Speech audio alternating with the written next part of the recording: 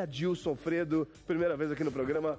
Muitíssimo obrigado por ter aceito o convite, Adilson. Eu é que agradeço. Que bom que você veio. Eu estou feliz, primeiro, em ter sido convidado para estar com você aqui, Márcio. E depois ver essa estrutura que a TV Educativa oferece, né? A gente que é jundiaense, que gosta das coisas de Jundiaí, e ver a qualidade dos equipamentos, a condição de trabalho e os profissionais que trabalham na casa, na emissora, me deixam muito feliz. Que bom, Adilson. Eu estava até preocupado de falar, os equipamentos são bons, né? Estrutura, agora o apresentador, né? Não, tô brincando. Né? Tá, e a felicidade de estar com você aqui. Eu estou muito feliz. Nós fizemos já uma outra oportunidade, que fizemos algum programa. Eu acho que é a primeira vez que eu entrevisto você, Adilson. Primeira vez? Eu acho que sim, acho que é a primeira vez. Puxa, eu pensei que já...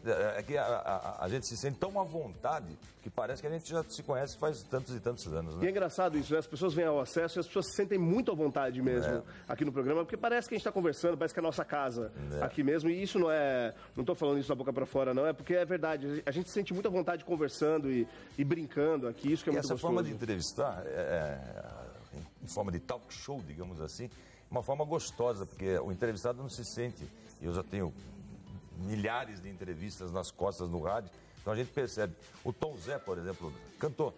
Uma vez na CBN ele chegou no estúdio e disse assim, olha, com aquele jeitinho baiano dele, olha, eu sou ruim de falar, eu sou bom de cantar, mas para dar entrevista eu sou ruim. Eu falei, fique tranquilo que nós vamos conversar e você vai falar bastante coisa. Depois ele começou a dar entrevista, era para ser 10 minutos, demorou meia hora e o homem não parava de falar. Quer dizer, a forma de você levar a coisa, né? Isso que é muito bom. Alguma entrevista sua, você já ficou um pouco ressabiado, um pouco nervoso? Não, meu Deus, vou ter que entrevistar essa pessoa. Não, às vezes eu tenho crianças. É difícil. Dá um pouco de dificuldade, porque como são monossilábicas, né? Então você tem que ter sempre uma segunda, uma terceira, uma quarta, uma pergunta, uma quinta, sexta, sétima pergunta, e você tem uma hora que esgota o repertório de perguntas, mas fora isso não tem problema. Mas algum fã, alguma pessoa que você é muito fã, que você gosta Pelé, muito? Né? Pelé. Ah, Pelé. Quando o Pelé chega, parece que alguma coisa assim, celestial vem junto, né? Imagine que tenha sido uma das entrevistas que eu mais tenha gostado, e tantas, o próprio Ayrton Senna também. Mas o Pelé é diferente. Adilson, vamos voltar. Gostaria de entrevistar o Papa, não consegui entrevistar o Papa ainda, não consegui entrevistar. Qualquer Papa? Qualquer Papa. Ou só o Francisco agora? Não, qualquer Papa, qualquer Papa. Agora, Adilson, vamos voltar no tempo um pouquinho? Vamos lá. Desde criança você sempre quis trabalhar com comunicação. Você era, na verdade, uma criança muito comunicativa? Sim, sempre tirava notas boas na matéria de português. Horrível de matemática, física, química e biologia, mas de português sempre. E tinha aquela coisa, eu estudei no SESI, da Ponte São João, tinha aquela coisa, cada menino, cada menina fazia a sua redação. E depois cada um ia ler lá na frente, chamava, ficava de costas para a lousa, a professora do lado esquerdo ou direito, e você lendo. E não era todo mundo que gostava de fazer isso. E eu gostava de fazer isso. Então eu falava assim, ó, quem não quiser, eu vou lá e falo, professora, posso ler a redação dele? Pode. Então eu ia lá, lia 10, 12 redações. Porque não é fácil, na verdade, né? É bem difícil quando você é criança, adolescente, tem aquela coisa do respaldo da outra pessoa, da criançada que está ali dando risada de você, tem essa coisa, né? E eu falava e todo mundo prestava atenção. E esse sempre quis trabalhar com comunicação, mesmo quando criança e adolescente? Quando menino, bom, trabalhei como todo menino na época, né? Tenho 57 anos praticamente, como office boy, toda aquela coisa que a gente fazia na época. Depois tive um depósito de bebidas, que não tinha nada a ver com comunicação, mas sempre voltado, também lidava com o público. De certa forma, eu tinha também esse contato. Até que em 1981 eu resolvi ser jornalista. Eu não sou formado por faculdade, mas na época também não havia necessidade do diploma. Eu escrevia bem e comecei a trabalhar no Jundiaí hoje, e daí para frente a história se repete. Mas eu sempre gostei de conversar, de falar com pessoas, sempre gostei de gente. Eu não dou muito valor à matéria, dou valor às pessoas. Isso até falo para os meus filhos. As coisas ficam e a gente vai embora, você não leva nada, você deixa tudo aqui. Então eu quero, o dia que eu for embora, eu espero que demore bastante tempo, que eu deixe um legado aí para os mais jovens na área da comunicação, pelo menos. Não, com certeza. Você lembra da sua primeira matéria no Hoje? Lembro. O Jardim Esplanada, um bairro lá na Zona Sul, colado à Vila Progresso, em 1981 teve um vendaval que passou, tal qual esse que passou recentemente aqui por Jundiaí, estragou Jarinu também. E aquele vendaval arrancou telhado, foi um tornado que passou e arrancou telhados lá de casa, inclusive da minha casa, lá no Jardim Esplanada. Bom, nada da seguradora do banco à época, que já nem existe mais, a caderneta de poupança APE, Nada de pagar o seguro e o seguro estava no contrato. Nada de pagar o seguro estava no contrato. Aí coincidiu de eu começar a trabalhar no Jundiaí hoje, e a minha primeira matéria, o Carlos Mota, jornalista do Estadão, da Veja, disse assim, olha, Deus, então, a sua primeira matéria você escolhe o tema. E pega o motorista, o fotógrafo e se vira. Tá bom. Eu tinha conhecimento de causa, né? Fui lá, fiz a matéria, entrevistei os moradores, redigi o texto e virou manchete do jornal. Porque se a seguradora não estava pagando, as pessoas reclamaram e aquilo, ninguém estava dando espaço, por uma questão talvez até comercial, mas o Jundiaí hoje era mais radical. Virou manchete, resultado. A matéria serviu para que as pessoas juntassem ao processo impetrado na justiça para receber o seguro e rapidamente a poupança pé pagou o seguro para se ver, tira esse mico do meu ombro, né? Porque aquilo... Na mala assim, sujou, né? Sujou. E aquela foi a minha primeira matéria. Agora, você nunca teve vontade de começar a sua carreira jornalística com o esporte? O esporte foi entrando na sua vida? Eu jogava futebol, né? Fui jogador de futebol de salão, fui campeão de futebol de salão. Fui goleiro da Ponte Preta de Campinas em 73. E o esporte tá no meu sangue, mas o que eu queria mesmo era fazer jornalismo, ou jornalismo esportivo, ou geral, e comecei no geral, depois juntei com o esporte, fazia geral e esporte, isso só ainda no Jundiaí hoje, e daí para frente foi esporte e geral, até chegar na difusora, onde eu também fazia esporte e geral e fui embora. Eu acho engraçado isso, porque quando eu comecei fazendo estágio, meu primeiro estágio foi trabalhando em esporte na Band. Na Band. Eu acho muito engraçado porque eu nunca gostei de esporte. Eu gosto de esporte, sim, fazer uma academia, uma coisa assim, mas acompanhar esporte eu não acompanho. Competição. E a primeira coisa que eu fui trabalhar na minha vida em TV foi com esporte. Eu achei tão doido isso, porque eu nunca gostei. Mas foi um aprendizado, é sempre importante, né? O esporte, e principalmente o futebol, ele te dá um time de rapidez, de velocidade, de raciocínio e jogo de palavras que talvez as outras editorias não deem. Elas são mais formais, o esporte ele é menos formal e mais prático e mais solto. Quer dizer, não se fala palavrão, mas induz a facilidade da linguagem que fica mais fácil para o entendimento. Se me permita dizer, ao invés de dizer que a bola bateu na nádega do jogador, bateu no bumbum do jogador e pronto, né? Fica para bom entendedor, né? Sim, com certeza. É muito mais fácil de você lidar. Adilson, que diferenças você vê a gente estava conversando até no começo aqui, você falou da estrutura e que Jundiaí, o pessoal está muito mais inteirado e dando muito mais atenção aos meios de comunicação. Que diferença você vê da década de 80, quando você começou, dos meios de comunicação para hoje? Porque apesar dos meios de comunicação serem muito mais bem vistos hoje, todo mundo quer trabalhar e quer estar neles, eu acho muito mais difícil hoje em dia você entrar para um meio de comunicação, né? É muito mais complicado você conseguir um trabalho no meio de comunicação, principalmente numa cidade pequena. Mas como é que você vê, ainda mais hoje em dia com tecnologia, todo mundo pode ter o seu canal na internet, fazer um apanhadão dos anos 80 para os anos 2016? Bom, antigamente, né, na década de 80, eu tenho certeza antes da década de 80 também, havia menos redações, menos gente trabalhando, menos gente formada e mais gente querendo, com talento, tá? Havia mais talento até reprimido e pouco espaço para se fazer, até porque ainda era a época do regime militar. Então a língua solta, a democracia, aquilo que você queria escrever ou falar, eram cerceados. Esse é um lado. Eu acho que era mais difícil você ingressar pela falta de espaços. Hoje em dia é mais difícil você entrar, porque a exigência é maior do público que assiste, do público que lê e do público ouvinte. Antigamente falar errado em rádio, falar português assim correto, erros de concordância da língua portuguesa, passavam assim, ninguém até fazia muita questão. Hoje, você tem uma disciplina que a própria organização, o filtro vem da própria empresa, porque ela valoriza mais a qualidade do ouvinte, porque o ouvinte hoje ele é mais exigente. O telespectador que está nos acompanhando agora, tenho certeza que se eu cometer um erro de concordância, ou falar alguma coisa aqui, eu naturalmente vou ser intimamente criticado pela pessoa que está nos assistindo, talvez ela comente com alguém. Antigamente não, passava, porque não se dava muito valor. Antigamente falar feio não importava, hoje falar feio é feio. Hoje é bonito, é falar bonito.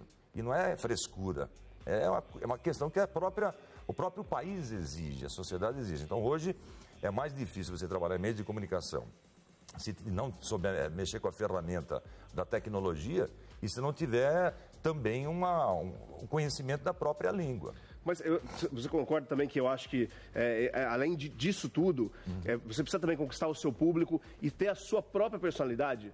Porque a gente vê o Silvio Santos, é óbvio que o Silvio é um grande nome da comunicação, mas o Silvio fala gaguejando, o Silvio fala, ele repete as coisas. Que se você fizesse um curso, por exemplo, de jornalismo, ou de apresentador de televisão, ou de radialista, isso não seria aprovado. Não seria aprovado, como a Hebe falava com a boca fechada, e como tantos outros têm essas... São ícones, né? Eles são assim, especiais, né? São pessoas que construíram uma história e não tem como mudar. Então, se o Silvio Santos tem uma grande audiência, como a Hebe também tinha, o próprio Milton Neves, quando fala assim, eu trabalhei na Rádio CBN, na Rádio Globo em São Paulo, o né, tá fulano, né, isso não pode falar né. E falar porta também não pode falar em São Paulo. Eles não aceitam, como também o carioca. Há essa rivalidade do sotaque do paulista com o carioca. Então, em São Paulo, é porta, o né não existe. E esses caras, como o Milton Neves, ele criou um personagem. Então, o Silvio é um personagem, a Hebe era um personagem, o Milton Neves é um personagem. Então, para esses personagens, pode. Até porque tanto o Silvio quanto o Milton estão com muito dinheiro. E a Hebe deixou uma herança maravilhosa. Ninguém iria tirar ela da TV. Né? Mas eu acho, além disso, além de personagens, eles são verdadeiros, eles acreditam naquilo, né, que eles estão fazendo. Isso que você acredita também no que você está fazendo, você está há 35 anos. Há 35 anos. Autenticidade. Quer dizer, eu, de certa forma, também criei o meu próprio personagem. Todo mundo que apresenta ou tem alguma coisa não deixa de ser um personagem. A gente tem que... você não mente para as pessoas. Agora, uma coisa é você apresentar dar uma opinião na televisão, na TV educativa, ou falar na difusora, como eu falo, e não fazer aquilo que você fala. Eu, por exemplo, quando eu vejo o sujeito colocar um carro em cima de uma vaga de idoso, de pessoa com especial, eu chego no rádio e contesto, porque eu não coloco o meu carro numa vaga de idoso, de pessoas especiais, como eu não jogo o papel na rua. Então, quem trabalha em meio de comunicação, que fala, é igual um juiz. É igual um dentista. Você não vê dentista banguelo, né? Agora, radialista que fuma existe. Que coisa feia, Dilson Fredo. Que coisa feia. Nunca conseguiu parar? Também nunca tentei. Confesso que ainda não tentei. Mas vou conseguir. A hora que eu quiser, talvez eu consiga. Mas que eu gosto de fumar. Não deveria estar falando isso. E recomendo a você que está nos assistindo agora que não coloque um cigarro na boca, porque isso é criminoso para o pulmão e é difícil de largar de fumar. Com certeza. Com certeza. Adilson, vamos falar dos 70 anos da Difusora? Vamos. Importantíssimos também esse ano, não é? Foi no dia 24 de junho, né? A Difusora nasceu em 24 de junho de 1946. O Dr. Tobias Musael foi o precursor dessa difusora que, ao longo do tempo, foi se modernizando com a tecnologia. Hoje tem um estúdio panorâmico, né? Lindo aquele estúdio. Lindo estúdio. Os equipamentos são de última geração, aguardando agora para migrar para a frequência do FM, preparada para o sistema digital também, e continua revelando profissionais. Nessa minha volta à difusora, saí da difusora em 90, voltei agora em 2012. Voltei em 2012. Eu nunca deixei de ouvir a difusora, mesmo trabalhando em São Paulo, trabalhando na Rádio Cidade, onde eu fiquei por 17 anos. Mas sempre ouvi a difusora e acompanhando a evolução da emissora, e ela sempre revelando jovens para o mercado. Se você pegar na própria Rádio Cidade, a maioria do pessoal que trabalha lá ou começou ou construiu uma boa parte da própria carreira na difusora, o que é muito legal. E isso tem que ser valorizado, por isso que ela tem 70 anos. Né? E está com quais programas lá? Eu apresento... Seus horários na Difusora? Eu tenho um boletim esportivo, né, 20 para as 8 dentro do Jornal Difusora, quando a gente faz um apanhado dos resultados do dia anterior, da noite. Você pode dormir tranquilo, você pode dormir tranquilo, que no dia seguinte, 20 para as 8, eu estou dando os resultados dos jogos e principalmente do seu time. Do Palmeiras, Corinthians, São Paulo, Santos, do Paulista, sem problema. 9 horas tem o programa Difusora Acontece, que é um programa de variedades. A gente entrevista sobre todos os assuntos, todas as áreas. Aí o meu filho, o Heitor, vem com o Batendo Bola, às 11h15. Às 18 horas tem o Show de Bola, que vai das 6 às 7. E as jornadas esportivas nas transmissões dos jogos do Paulista, antes e depois do jogo, com o programa Toque de Bola. Não estou mais narrando futebol, já faz 4 para 5 anos que eu não narro mais futebol. E também não pretendo voltar na RAI, deixa o Marcelo e o Rafael Manini fazerem isso. Mas cansou? Desistiu, não? Eu cansei de ir em estádio de futebol e ser, não maltratado, mas ser, assim, não eu, nem a minha equipe, todas as equipes de rádio, hoje inclusive as rádios de São Paulo, estão encontrando dificuldades para transmitir jogos em campos, em estádios. Há 2 dezenas de bons estádios no Brasil, onde você é bem acomodado, me refiro à rádio, não à televisão. E a maioria não te oferece condição nenhuma, você não tem estacionamento, as cabines são pequenas, o sistema de transmissão é via linha telefônica, às vezes você contrata o serviço da empresa, a linha ou não foi instalada, ela está com ronco, e aquilo tudo vai te irritando e você... O rádio trabalha com relógio, é tempo, com televisão, é tempo. Você vê o tempo chegando de começar o teu trabalho e aquela linha ainda não está funcionando e você já pediu a linha, você pagou pela linha e eu não tenho mais saúde para ficar aguentando isso. Então eu pago para não fazer. E o entretenimento, o Acontece, por exemplo, eu acho que mexe muito mais, né? Com quem está ouvindo, tudo, né? Com o ouvinte. Agora vou contar um segredo do Milton Leite. O Milton Leite que está na Sport TV aqui. Então vamos para o intervalo. Contar um segredo e vamos para o intervalo. No próximo bloco temos fotos de Adilson Fredo. Ai. Mamãe. Agora, não, conte o segredo? O segredo do Milton Leite. Vamos lá. Quando o Milton trabalhava na Jovem Pan, eu trabalhava na CBN, a gente ia sempre juntos para São Paulo, na aviação Cometa, né? Nem um merchan, até porque ela está sozinha faz muito tempo. Né? Não sei como, dura tanto tempo. Aí o Milton, no papo, ele fala assim que ele, entre apresentar o programa, que ele apresentava o Show da Manhã, na Jovem Pan, e transmitir futebol, ele gostava muito mais do programa de jornalismo. Exatamente por esse espectro que é maior, essa variedade, né? De entrevistados e entrevistas e assuntos. Mas que o rádio, na época, ele fazia rádio, não fazia TV, ele te dá muito mais, assim, popularidade e também patrocínios aparecem mais do que o programa normalmente de jornalismo. O segredo é esse, ele me contou. Ele gostava muito mais do programa de entrevistas de variedades do que propriamente de transmissões de futebol. E eu também. E você também.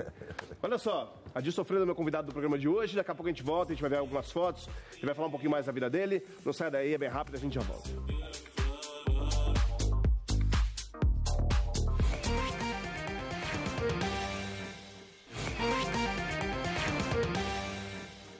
Eu estou de volta com acesso geral. Meu convidado é o Adilson Fredo, radialista, jornalista. Está na difusora, não está há 70 anos, a difusora tem 70 anos, mas né, não está há 70 anos a difusora, né, Adilson? Falta ainda, para chegar nos 70, faltam 17. 17 anos. 13 anos, digo. 13 anos. 57 mais 13, 70. Adilson, a gente vai ver algumas fotos suas. A gente separou algumas fotos para você comentar para a gente aqui. Vamos lá. Pode ser? Claro. O pessoal tem medo quando vê no programa dessas fotos, eu não sei porquê. Vamos dar uma olhada. Olha, você tem uma sorveteria, nunca contou pra gente? Você fala isso pro seu público, Adilson? Sorveteria Fredo, ela é de Argentina, mas tem na Itália também. Eu fui a Foz do Iguaçu e depois fui passear essa cidade, chama-se Porto Iguaçu. É na Argentina, existe Foz do Iguaçu, existe Porto Iguaçu. Uma cidadezinha pequena, limpa pra caramba. E fui na sorveteria, tinha um pessoal brasileiro ali e falei, olha só, aqui ninguém paga nada, a sorveteria é minha. E estou apontando para ela. E é uma delícia esse sorvete, né? Sorvete é maravilhoso. Tem em Jundiaí também, né? Vamos ver mais uma foto? Esse é no estúdio da difusora com o Rafael Musael, com o Dr. Filipe Zampa e ao fundo, nosso Luiz Carlos Rodrigues, operador. Esse é o programa Difusora Acontece. O Dr. Filipe, ele fala sobre assuntos ligados à área do direito, né? Em defesa do consumidor. O Rafael, das mídias sociais, ele é o diretor de mídias sociais do Grupo JJ de Comunicação. E toda terça-feira, normalmente às 9h15, nos encontramos lá para essa resenha que dura 15 minutos exatamente. E eu cronometro e se estourar o tempo, ambos estão multados. E é bom mostrar os profissionais também, né? O nome do operador de áudio? É o Luiz Carlos Rodrigues, o carequinha lá. Luiz Carlos Rodrigues. Grande corintiano. Muito Aí bom. tem um corintiano e 3 São Paulinos. Ele é corintiano, os outros 3 são São Paulinos. Tem briga lá ou não? Não, tá 3-1 o placar, né? Tranquilo. É quase uma goleada. Vamos dar uma olhada, tem mais fotos? Essa foto, incrível. Eu morava no Jardim Esplanada, a gente chegou de Fortaleza, o Heitor que é repórter hoje da TV Record, é o meu filho. Nós chegamos de Fortaleza, eu estava branco, não sei como é que eu estava branco vindo de Fortaleza. Mas chegamos, aí o vizinho de frente, eu não me lembro mais o nome dele, ele tinha chegado de uma pescaria no Mato Grosso. Eu falei assim, ô fulano, Me empresta teu peixe para tirar uma fotografia, que eu vou contar, já que mentira é de pescador, todo mundo aceita, eu vou falar que eu pesquei. Não, você mentiu duas vezes, duplamente. Você mentiu que você tinha pescado e que você era pescador. Que era pescador. E o Heitor ao meu lado ali, cúmplice do crime. Aliás, o Heitor, ele andava comigo, ele grudou em mim desde menino, e tudo onde eu ia, levei ele para o Maracanã, para Fortaleza, para Natal, tudo que é jogo do Paulista que eu podia levar, eu levava. E ele sempre se interessou, ele sempre foi interessado pelo jornalismo. Sempre na comunicação, sempre. Começou a trabalhar com a gente com 12 anos, atendendo o telefone, concurso de palpites. Ele atendia, marcava os palpites. E eu falei, Heitor, você não prefere ser juiz de direito, médico, advogado, do que ser jornalista? Então, o jornalista trabalha todo dia, né? O jornalista não dorme. Mesmo enquanto você dorme, você já está já pensando no dia seguinte o que você vai fazer. Uma pauta, numa entrevista que você vai fazer, talvez com um convidado mais, assim, né, que requer um assunto diferente, mais difícil. Não, eu quero ser jornalista. Se formou na PUC, onde conheceu a namorada dele, inclusive, noiva praticamente, está 8 anos juntos, né? Eles estão juntos. E esse é o Heitor, pescador mentiroso, que é meu pai. Isso. Quem trabalha com comunicação é isso, gente, porque parece que a gente nunca está liberto do trabalho, né? Está sempre pensando e fazendo. E todas as estatísticas, as pesquisas mostram que na nossa profissão, a tua, a minha, nossa profissão, nós aqui, o cinegrafismo, o pessoal que trabalha com comunicação, nós somos muito mais suscetíveis a doenças como derrame e infarto, exatamente porque a gente não desliga do mundo, entendeu? Se a gente vai trabalhar num banco, por exemplo, acabou o seu expediente, ele vai para casa, dorme, no outro dia ele vai acordar, vai lá contar o dinheiro, vai vender os produtos que ele tem que vender na agência bancária.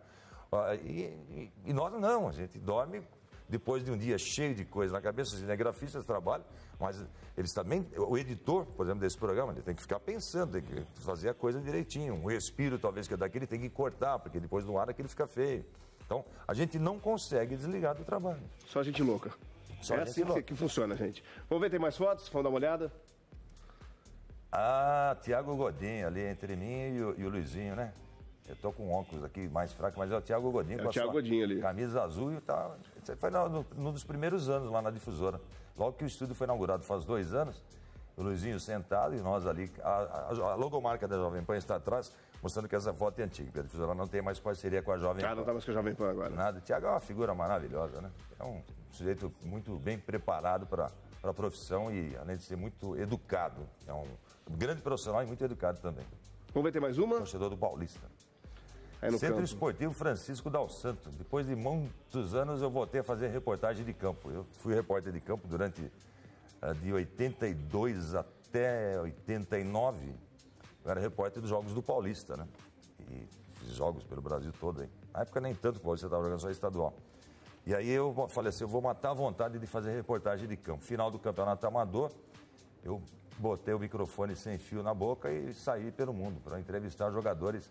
Eu sou do tempo que a gente podia entrevistar jogadores dentro do campo, com fio, com aquele microfone com fio, compridão. E depois enrolava um repórter no outro, virava uma macarronada desgraçada. Agora com sem fio eu achei ótimo, ficou ótimo fazer reportagem de campo. Mas tenha vontade. Para a gente encerrar, você tem algum arrependimento nesses 35 anos de profissão? De não ter começado mais cedo. Começado em 79, por exemplo. Ao invés de eu montar o meu depósito de bebidas, que eu também gostava, mas não ter começado mais cedo. E com gente com quem eu aprendi a fazer o jornalismo. Você vindo de uma redação de jornal para a rádio, é menos difícil do que sair de uma rádio e ir para uma redação de jornal. Porque da redação de jornal você sai com o conhecimento básico daquilo que se chama uma entrevista. O que, quem, quando, onde e por quê.